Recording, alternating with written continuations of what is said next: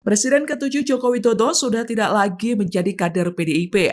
Menanggapi hal itu, Ketua Umum Gerindra Prabowo Subianto sigap membuka pintu jika Jokowi ingin bergabung ke partainya. Prabowo mengatakan Gerindra merupakan partai yang terbuka untuk siapapun yang ingin masuk.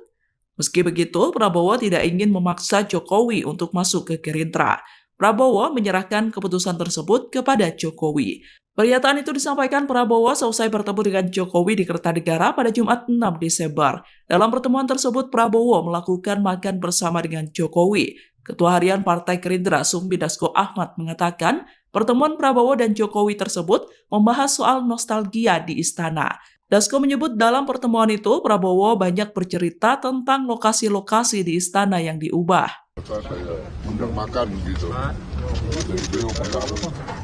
Download Tribun X sekarang, menghadirkan lokal menjadi Indonesia.